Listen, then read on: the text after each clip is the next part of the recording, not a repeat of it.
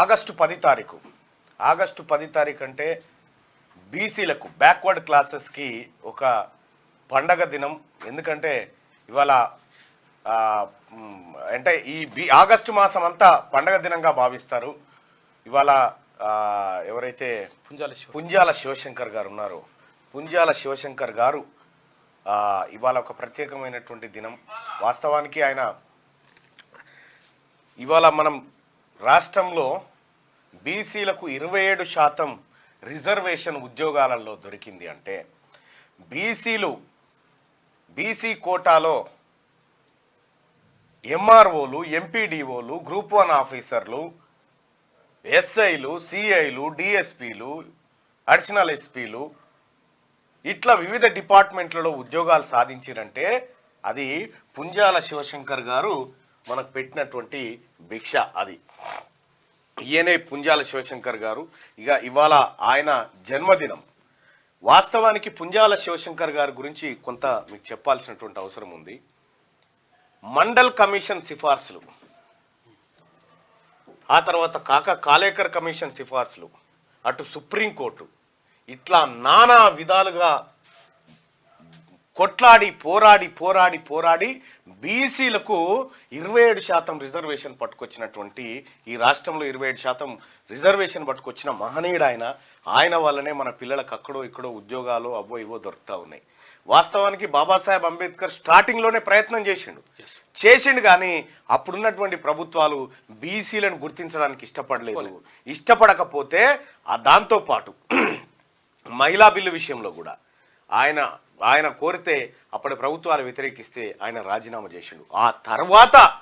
ఆ తర్వాత పుంజాల శివశంకర్ గారు వచ్చి, ఈయన ఎక్కడో కాదు, హైదరాబాద్ పక్క పంటున్నటువంటి మామిడిపల్లి విలేజ్లో, శంషాబాద్ పక్కన ఎయిర్పోర్ట్ దగ్గర ఉంటుంది ఇప్పుడు, మామిడిపల్లి విలేజ్లో పుట్టి ఆ మామిడిపల్లి విలేజ్ నుంచి చదువుకుంటూ అమృత్సర్ రైల్వే స్టేషన్ కాడ బయట బూట్లు పాలిష్ చేసుకుంటూ చదివి అక్కడే లా చేసి అక్కడి నుంచి భారత ప్రధానమంత్రిగా అప్పట్లో ఉన్నటువంటి ఇందిరాగాంధీ గారు ఎమర్జెన్సీ కేసులో ఇరికితే ఈ న్యాయ విద్యార్థి ఈ బిడ్డనే పోయి ఆమెని విజయంతో బయటికి తీసుకొచ్చి మళ్ళీ ప్రధానమంత్రిని చేసినటువంటి బిడ్డ పుంజాల శివశంకర్ గారు.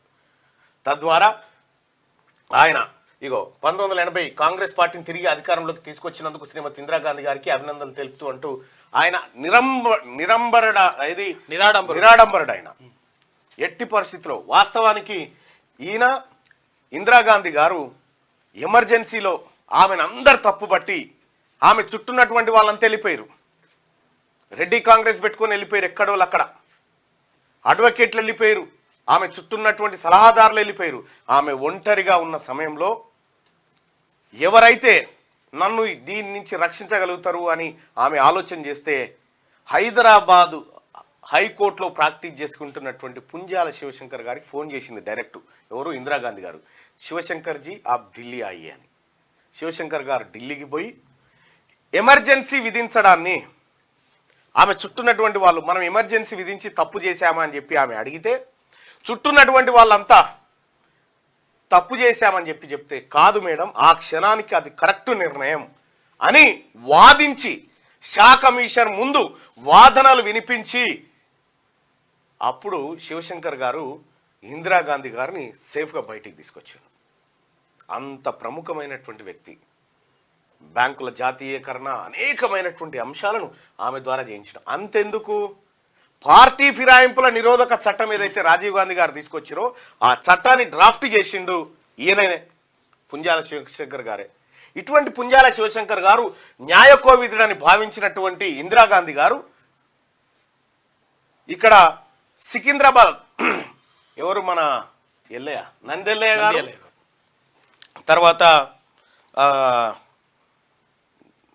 వివేక్ వెంకటస్వామి గారు, వీళ్ళిద్దరు ఎంపీలుగా పోటీ చేసి అప్పట్లో గెలిస్తే, అప్పుడు ప్రతిపక్షంలో ఉంది, ఎంపీలుగా గెలిస్తే ఇందిరాగాంధీ గారు దేశంలో ప్రతిపక్షంలో ఉండే, అప్పుడు మొనార్జీ దేశాయ్ ప్రభుత్వం ఉండే, ప్రతిపక్షంలో ఉంటే ఇక్కడ చెన్నారెడ్డి గారు ఏం చేసిందంటే ఈ నందెల్లయ్య గారిని ఇటు కాకను వీళ్ళిద్దరిని మంత్రివర్గంలోకి తీసుకుంటున్నా, వీళ్ళు ఎంపీ పదవికి రాజీనామా చేయిస్తున్నా అని చెప్పి ఇందిరాగాంధీ గారికి చెప్తే ఇప్పటికే లోక్సభలో మన సంఖ్య తక్కువ ఉంది, ఆ పని చేయకని చెప్పి రిక్వెస్ట్ చేస్తే లేదు మేడం వీళ్ళని తీసుకుంటా అని చెప్పిండు. తీసుకుంటా అన్న తర్వాత ఇందిరాగాంధీ ఏం చెప్పిందంటే వీళ్ళ ఖాళీ అయ్యేటువంటి సికింద్రాబాద్ స్థానంలో పుంజాల శివశంకర్ గారిని నిలబెట్టి గెలిపియాలి అని చెప్పి ఇందిరాగాంధీ గారు షరతు పెట్టింది. షరతు పెడితే ఇదే చెన్నారెడ్డి గారు ఇదే ఆ సామాజిక వర్గం అంతా శివశంకర్ గారిని ఓడించడం కోసం నానా ప్రయత్నాలు చేశారు. ఈడ ఢిల్లీలో ఇందిరాగాంధీకి అత్యంత దగ్గర మనిషి కాబట్టి ఓడించాలని నానా ప్రయత్నం చేస్తే బీసీ ప్రజల అండతోటి పుంజాల శివశంకర్ గారు భారీ మెజార్టీతో గెలిచినారు సికింద్రాబాద్లో. గెలిచిన తర్వాత మళ్ళీ జస్ట్ 12-13 నెలల కాలం పాటు ఆ పార్లమెంట్ ఉంది. ఆ తర్వాత రద్దయిపోయింది. అదే మొదటి దేశ ప్రభుత్వం కూలిపోయిన తర్వాత మళ్ళీ ఎలక్షన్ వస్తే మళ్ళీ అదే సికింద్రాబాద్ నుంచి గెలిచి భారీ మెజార్టీతో గెలిచి పోయి ప్రమాణ స్వీకారం ఉంటుంది కదా, ప్రధానమంత్రి ప్రమాణ స్వీకారం రాష్ట్రపతి భవన్లో మంత్రివర్గ ప్రమాణ స్వీకారం ఉంటుంది కదా. ఈ పుంజాల శివశంకర్ గారు మెట్లెక్కుతుంటే ఒక ఆయన వచ్చి కవర్ ఇచ్చింది నాకు, లోపలికి పోవడానికి పాస్ అనుకొని ఆయన పోయి లోపల అందరూ ఎంపీలు కూర్చున్న కాడ కూర్చున్న తర్వాత యాక్చువల్గా మంత్రులుగా ప్రమాణ స్వీకారం చేయాల్సిన వాళ్ళు ముందు వరుసలో కూర్చోవాలి, కానీ ఈయన వెనక కూర్చున్నాడు. వెనక కూర్చుంటే ఈయన కవర్ తెరవలే అని ఏముందని చూడలే, అట్లా పెట్టుకొని కూర్చున్నాడు. తీరా ఏమైంది ఆడ పుంజాల శివశంకర్ అని చెప్పి పిలిచిరాడా కేంద్ర క్యాబినెట్ మంత్రికి. పిలిస్తే నేను అనుకుంటున్నారు నీ ఆ కవర్ ఇప్పి చూసుకుంటే మంత్రిగా ప్రమాణ స్వీకారం చేయాలని ఉంది. అప్పుడు పోయి ప్రమాణ స్వీకారం చేసి న్యాయశాఖ మంత్రిగా కేంద్ర న్యాయశాఖ మంత్రిగా పనిచేసిండు. మొట్టమొదటి న్యాయశాఖ మంత్రి బిఆర్ అంబేద్కర్ ఉంటే ఆ తర్వాత పుంజాల శివశంకర్ గారు ఇందిరాగాంధీ గవర్నమెంట్లో ఈయన. విషయం ఏంటంటే గమనించాల్సింది, న్యాయశాఖ మంత్రిగా అయిన తర్వాత ఇలా చాలా మంది బీసీ జడ్జీలు ఉన్నారు కదా, బీసీ జడ్జీలారా మీరంతా గుండె మీద చేసుకోరి, ఈ బిడ్డ లేకపోతే మీకు ఉద్యోగం ఉందా? ఆ రోజుల్లో పుంజాల శివశంకర్ గారు న్యాయకోవిదుడు, న్యాయశాస్త్రంలో దిట్ట. అటువంటి మనిషి ఇక్కడ హైకోర్టులో ప్రాక్టీస్ చేస్తూ ఉంటే అప్పటికి ఎవరో ఒకరు నూట్లో ఒక్కరు మాత్రమే బీసీలు జడ్జీలుగా ఉండేది. కొమరయ్య అని చీఫ్ జస్టిస్ ఉండేగా, ఆయన వీళ్ళంతా కలిసి శివశంకర్ లాంటి వాళ్ళు జడ్జిగా ఉండాల్సిందే అని చెప్పి ఈయన పేరును ప్రతిపాదిస్తే ఈయన పేరు పోయిన ప్రతిసారి ఆ పేరు కట్ అయిపోయి సమ్ రెడ్డి అని వచ్చేది. తద్వారా ఈయనకి ఇక్కడ జడ్జి పోస్టునే నిరాకరించినటువంటి వాళ్ళు ఎవరైతే ఉన్నారో ఏకంగా కేంద్ర న్యాయశాఖ మంత్రి అయ్యి ఈయన తీసుకొచ్చిన సంస్కరణ ఏంటంటే ఈ జడ్జిని హైకోర్టులో ఇదే హైకోర్టులో రిటైర్ కానికి వీల్లేదు, ఇక్కడ నుంచి ట్రాన్స్ఫర్ చేయాలని పెట్టిండు. ఆ బిల్లు పాస్ చేసి హైదరాబాద్ హైకోర్టు జడ్జిని తీసుకుపోయి నాగాలాండ్లో వేసిండు. నాగాలాండ్ అని తీసుకొచ్చి ఇటు ముంబైలో వేసిండు. తద్వారా ఏమైంది, ఇక్కడ మావోనికి జడ్జిల ఎంపిక ఎట్లుంటది, కొలీజియం అంటే ఈయన మంచిగా అనిపిస్తుండు మేము సిఫారసు చేస్తున్నాం పేరు రాస్తే జడ్జి అంతే, వాళ్ళే రాసుకుంటారు హైకోర్టు జడ్జి. దానికి పరీక్షలు ఇట్లా లేకుండా ఇక మావోడు మీవోడు అని లేకుండా ఇప్పుడు బీహార్ నుంచి వచ్చిన జడ్జికి ఏమెరకడ మావోడు మీవోడని. తద్వారా ఏమైంది, బీసీలు ఎంటర్ అయిపోయారు దాంట్లోకి. అట్లా బీసీ జడ్జిలు ఇవాళ దేశవ్యాప్తంగా ఉన్నారంటే ఈ మహనీయుని పుణ్యమే, పుంజాల శివశంకర్ పుణ్యమే. ఇంకంతేకాదు ఈయన చేసినటువంటి తెలివి కళ్ళ పని చూడు. ఇందిరాగాంధీని ఇబ్బంది పెట్టి జైల్లో బంధించాలని చెప్పి అప్పటి ప్రభుత్వం భావిస్తే పుంజాల శివశంకర్ గారు షా కమిషన్ ముంగట ఏం వాదించిండు ఎరికేనా? ఆమెను అడిగిరు నువ్వు ఎందుకు ఎమర్జెన్సీ విధించినావని చెప్పి షా కమిషన్ అడిగితే ఇక్కడ ఒక క్లియర్గా ఒకటి మనం అర్థం చేసుకోవాలి. వీళ్ళు ప్రమాణ స్వీకారం చేసేటప్పుడు నా దృష్టికి వచ్చిన అంశాలను బహిర్గత పరచను అని మంత్రివర్గంలో ప్రమాణ స్వీకారం చేస్తారు. జస్ట్ ఆ పాయింట్ పట్టుకొని షా కమిషన్ ముందు నేను చేసిన ఓతును తప్పినట్టు అవుతుంది నీకు చెప్తే, కాబట్టి నీకు చెప్పను. ఇది భారత పార్లమెంటు ఉభయ సభలు చట్టం చేసి మంత్రివర్గ నిర్ణయం జరిగి రాష్ట్రపతి ఆమోదించిన తర్వాత జరిగినటువంటి ఎమర్జెన్సీ విధింపు. ఆమె వ్యక్తిగత నిర్ణయం కాదు. సో ఆ పాయింట్లో ఆమెను బయటికి తీసుకొచ్చిండు శివశంకర్ గారు. సో కాబట్టి ఇవాళ శివశంకర్ గారి జయంతి నిజంగా ఈ బిడ్డ లేకపోతే ఈయన వల్లనే వచ్చింది. ఇవాళ మనం ఇట్లా ఉన్నామంటే వాస్తవానికి గౌడ్లు, ముదిరాజులు, కుమ్మర్లు, కమ్మర్లు వీళ్ళంతా కూడా ఈయన కొట్లాడే నాటికి బీసీలలో లేరు, బీసీలలో కాదు అసలు లేనే లేరు, వీళ్ళకి లెక్కనే లేదు, రిజర్వేషన్ లేదు, ఏం లేదు. ఈ బిడ్డ తనలాడే బీసీ కులాలను గుర్తించి ఇవి వెనకబడ్డాయని చెప్పి తీసుకొచ్చి వీటికి 27% రిజర్వేషన్ పట్టుకొచ్చి ఇచ్చిండు. ఇవాళ అనుభవిస్తూ ఉన్నాం మనం. పుంజాల శివశంకర్ గారు, ఆయనకు సంబంధించినటువంటి ఆయనే రాసుకున్న పుస్తకం ఉంది ఒకటి, బహుశా అది మన తాను ఉందో లేదో ఉంటుంది, మొన్న ఒకరికి ఇచ్చిన. ఆ బుక్ చదివితే తెలుస్తుంది. ఒక బీసీ కులంలో పుట్టి చదువుకోవడం కోసం అమృత్సర్ రైల్వే స్టేషన్ బయట బూట్లు పాలిష్ చేసి చదువుకున్నటువంటి బిడ్డ. సో అటువంటి మహనీయుడు ఈ తెలంగాణ గడ్డ మీద పుట్టడం. ఒకానొక సందర్భంలో ఏం జరిగింది, ఈయన స్విట్జర్లాండ్ టూర్కి పోయిండు. స్విట్జర్లాండ్ టూర్కి పోతే ఇక్కడ రాష్ట్రంలో ఈ ముఖ్యమంత్రుల మధ్య గ్రూపులు తగాదాలు వస్తే ఇందిరాగాంధీ గారు స్విట్జర్లాండ్కి ఈయనకు ఫోన్ చేసింది. స్విట్జర్లాండ్ టూర్లో ఉంటే ఫోన్ చేస్తే, శివశంకర్జీ మీరు అర్జెంటుగా ఏపీకి వెళ్ళిపోండి, మీరు ముఖ్యమంత్రిగా ప్రమాణ స్వీకారం చేయాలి అని చెప్పి ఈయనకు ఫోన్ చేసి చెప్తే ఈయన ఏమన్నాడు ఎరికేనా, మేడం నాకు ఒక వేరేటోళ్ళు అయితే ఏమంటారు, ఇప్పుడే పోతున్నా మేడం అని చెప్తారు. కానీ ఈయన అట్లా చేయలే. మేడం నాకు ఒక 24 గంటల సమయం కావాలి నేను ఆలోచించుకోవడానికి, అది పార్టీకి ఎలాంటి ఇబ్బంది రాకుండా పార్టీ నిలబడాలి, దానికోసం నాకు అవకాశం ఒక 24 గంటలు ఇవ్వమంటే 24 గంటల తర్వాత సరే శివశంకర్జీ, ఆయన శివశంకర్ మాట కాదనే ప్రసక్తి లేదు ఇందిరాగాంధీ గారు. ఆ రోజుల్లో శివశంకర్ గారు చెప్పినట్టుగా మేడం నేను కాదు అంజయ్యం చేద్దామని చెప్పిండు.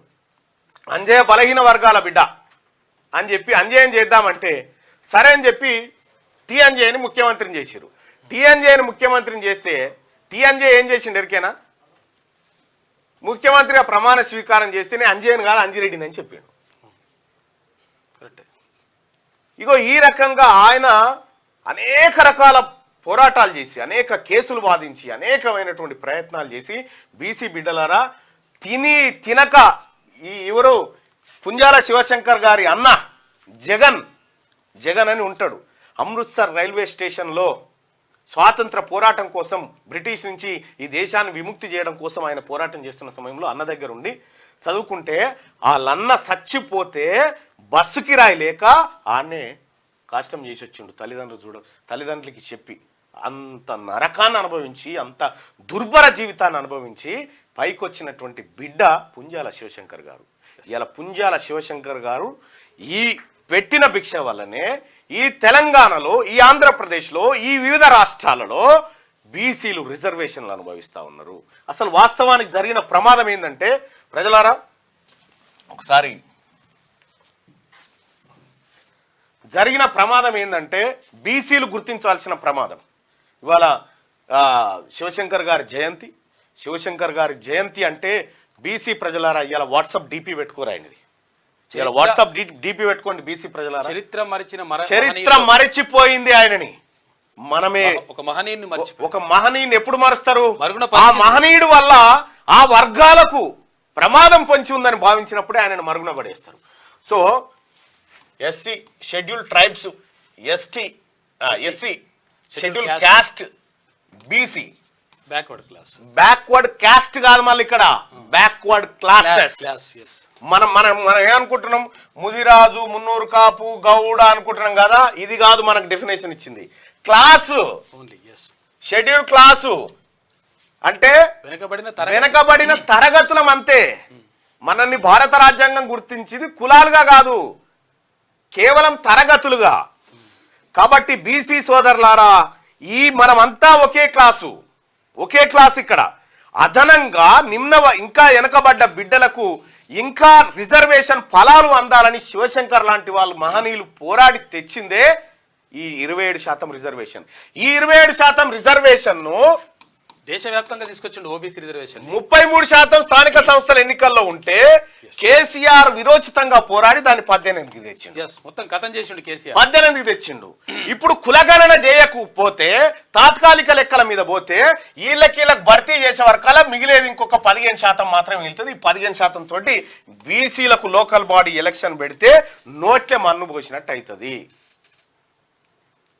రాహుల్ గాంధీ డిక్లరేషన్ ని సో అందుకే రాహుల్ గాంధీ గారు ఏం చెప్పిండు, బీసీలకు అన్యాయం జరుగుతుంది, 42% రిజర్వేషన్ ఈ బీసీ బిడ్డలకు కల్పిస్తా అని చెప్పి శివశంకర్ స్ఫూర్తిగా రాహుల్ గాంధీ గారు కామారెడ్డిలో డిక్లరేషన్ చేసిండు. కాబట్టి బీసీ సోదరులారా, ఇవాళ పుంజాల శివశంకర్ జయంతి నిజంగా ఇవాళ ఒక పవిత్రమైన దినం బీసీలకు. ఒక పుంజాల శివశంకరే కాదు, అనేక మంది బిడ్డలు, కొండా లక్ష్మణ్ బాపూజీ లాంటి వాళ్ళు, గౌతు లచ్చన్న లాంటి వాళ్ళు, నారగోన్ లాంటి వాళ్ళు, ఇట్లా ఎంతో మంది బిడ్డలు, మారోజు వీరన్న లాంటి వాళ్ళు, ఎంతో మంది బిడ్డలు ఈ బీసీల కోసం అధికారాన్ని, అవకాశాన్ని వాడుకొని బీసీలకు ఎక్కువ శాతం రిజర్వేషన్, కొంత అవకాశం తీసుకొచ్చింది మాత్రం పుంజాల శివశంకర్ గారు. ఆయన పవిత్రాత్మకు శాంతి కలగాలని మనసారా క్యూ న్యూస్ కోరుకుంటా ఉంది. బీసీ సమాజమా, ఒక్కసారి పుంజాల శివశంకర్కు సెల్యూట్ కొట్టుర్రి. ఆ బిడ్డ వలన ఇలా అంతో ఇంతో ప్రతిఫలం. సర్పంచులారా, జడ్పీటీసీలారా, బీసీ ఎంపీటీసీలారా, బీసీ కౌన్సిలర్లు, మీ అందరు కూడా ఒక్కసారి లేచి దండం పెట్టుర్రి. ఆయన వల్లనే మీరు అయ్యారు, ఇంకొక అవకాశమే లేదు. సో ఈ రకంగా పుంజాల శివశంకర్కి సంబంధించి ఏ పత్రికలో వార్త ఉండదు, అసలు ఆయన టాపికే ఉండదు. ఇవాళ బొజ్జం నరసింహులు ఎంత గొప్ప పోరాటం చేసిరు వీళ్ళంతా, మీకు కూడా తెలుసా? అరుగుల రాజారాం అని ఉండే నిజామాబాద్ జిల్లాలో. అరుగుల రాజారాం కరడు కట్టిన బీసీవాది. 1952 నుంచి 1980 వరకు ఒక్క రెడ్డిని కూడా ఎమ్మెల్యే కానియాలి నిజామాబాద్ జిల్లా నుంచి. మొత్తం బీసీలకి చేసిండు. అంత కరడు కట్టినటువంటి వాళ్ళను మనం మర్చిపోతే, ఆ మహనీయులను మర్చిపోతే, ఇవాళ మన తాత్కాలిక ఆనందాల గురించి ఇటువంటి వ్యవస్థను మర్చిపోతే మనము మన జాతులకు మోసం చేసిన వాళ్ళం అవుతాం. అందుకోసమే సోదరులారా, ఐక్యంగా, బీసీ అంటే క్యాస్ట్ కాదు, క్లాసెస్ మనమంతా ఒకే తరగతి. భారత రాజ్యాంగం చెప్తుంది మీరు కులాలు కాదు, మీరు ఒకే తరగతి వాళ్ళు అని చెప్పి చెప్తా ఉంది. నిన్న నేను పెళ్లికి పోయిన గిడ అంశాపూర్ దగ్గర, ఏది గిడ జేకే కన్వెన్షన్ ఫంక్షన్ హాల్ ఉంది, ఔటర్ రింగ్ రోడ్ కొర్రాంల దగ్గర. ముదిరాజ్ అబ్బాయి, మున్నూరు కాపు అమ్మాయి, ఎంత ఘనంగా చేసిరు పెళ్లి నిన్న. ఏందంటే మనం అంతొకటే కదా అని అంటారు. అంటే విషయం ఏంటంటే బీసీ సమాజమా ఏకం కావాల్సిన సమయం ఆసన్నమైంది. లేకపోతే మనని బిచ్చగాల కంటే అధ్వానంగా చూస్తారు. ఇవాళ పుంజాల శివశంకర్, చాకలి ఐలమ్మ, దొడ్డి కొమరయ్య, సర్దార్ సర్వాయి పాపన్న, పండుగ సాయన్న, కొండా లక్ష్మణ్ బాపూజీ, కృష్ణస్వామి ముదిరాజు, వీళ్ళంతా మన మహనీయులు. వీళ్ళ ఒక్కొక్కరి పోరాటం ఒక చరిత్ర, ఒక బాహుబలి సినిమా. అదొక్కటే ముగింపు. ఆ బుక్ పేరు శివశంకర్ గారు రాసింది. ఎవరికైనా ఈ బుక్ కావాలంటే అదొక్కటే ముగింపు, అదొక్కటే ముగింపు అని ఒక పరిష్కార మార్గాన్ని చెప్పిండు ఆయన. బీసీ ప్రజలారా, అదొక్కటే ముగింపు అని చెప్పి పి శివశంకర్ గారు స్వయంగా రాసుకున్న పుస్తకం ఇది. ఆ పుస్తకం మీకు కావాలనుకుంటే ఒక్కసారి చదవండి. ఆ పుస్తకం ఏ నెంబర్? నీ నెంబర్ ఇద్దాం ఆశ, చెప్పు ఇట్రా. ఈ పుస్తకం అదొక్కటే ముగింపు అనేటువంటి పుస్తకం మీకు కావాలనుకుంటే ఆన్లైన్లో లేదన్న, నా ఇంట్లో. 9866 00 1612. ఒక్క నిమిషం సార్. 9866 16 00 ఒక్క నిమిషం 00 1612. ఈ నెంబర్కి వాట్సాప్లో చేయండి. ఈ బుక్ అది కాస్ట్ ఎంతో ఉన్నట్టుంది. ఒక్కటి కొనుక్కొని చూడండి. మనకు తెలవకుండా మన తరం కోసం, మన భవిష్యత్ తరాల కోసం ఒక జీవితం, ఒక శరీరం ఎంతటి హింసకు గురైందో మీకు అక్కడ కనిపిస్తుంది. ఆ శరీరం ఎంత తపన పడ్డదో ఇవాళ మన బీసీ సమాజం గుర్తుపెట్టుకోవాల్సినటువంటి సందర్భం ఆసన్నమైంది. ఆయనకు సంబంధించి ఇవాళ వివిధ పత్రికలలో వచ్చినాయి. ఇది ఏం పత్రికను? వివిధ పత్రికల్లో ఆర్టికల్స్ వచ్చినాయి.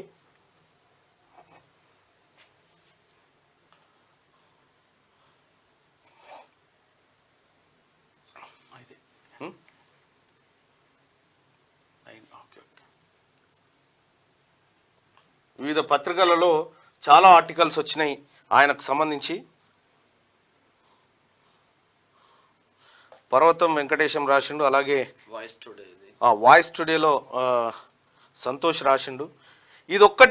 అదొక్కటే ముగింపు అనేటువంటి పుస్తకం ఎక్కడైనా దొరికితే తెచ్చుకొని ఒక్కసారి చదవండి, లేదంటే శ్యాముకు ఫోన్ చేయండి, మీకు వస్తుంది అది. సో సోదరులారా, ఇది పుంజాల శివశంకర్ గారికి సంబంధించినటువంటి జీవితం. ఇవాళ ఆయనకు సంబంధించినటువంటి ఫోటోకు నివాళులు అర్పించండి బీసీ ప్రజలారా. ఇవాళ తీన్మార్ మల్లన్న టీం సభ్యులకు కూడా చెప్తా ఉన్నా, అన్ని జిల్లాల్లో పుంజాల శివశంకర్ గారి ఫోటోకి నివాళులు అర్పించి ఘనంగా ఆయన జయంతి వేడుకలు చేయండి. అలాగే బీసీ సమాజమా, పుంజాల శివశంకర్ గారికి నివాళులు అర్పించండి. ఆయన ఆశయాలు ముందుకు తీసుకుపోదాం. ఇక్కడ మీకు తెలుసు కదా, భారతీయ జనతా పార్టీ వీళ్ళంతా కలిసి మండల్ యాత్ర పెడితే కమండల్ యాత్ర పెట్టి మండల్ యాత్రను ఖతం చేసిరు. లేకపోతే ఇలా అసెంబ్లీలో మనం సగం ఉండేటోళ్ళం, పార్లమెంట్లో సగం ఉండేటోళ్ళం. బీజేపీ చేసినటువంటి మోసం అది. ఇది చదవండి, మీకు కూడా అర్థమవుతుంది. పుంజాల శివశంకర్ గారు ఇదొక్కటే మార్గము అని చెప్తా ఉన్నాడు. అదొక్కటే ఏందో తెలుసుకోవాలి మనం. ఆ ఒక్కటి ఎటువైపు ఏ ప్రస్థానం వైపు పోతా ఉంది. ఏమీ తెలవకుండా, ఏ పుస్తకాన్ని పరీక్షించకుండా, ఏ పుస్తకం పుటను మర్రేయకుండా గుడ్డిగా బతికితే మన కోసం చరిత్రలో ఎవరెవరు ఏం చేసిరో తెలియకపోతే మనం ఏం చేయగలుగుతాం? చరిత్ర తెలియకపోతే భవిష్యత్తును నిర్మించలేం. అందుకనే పుంజాల శివశంకర్ గారు Amar high, Amar high, Amar high.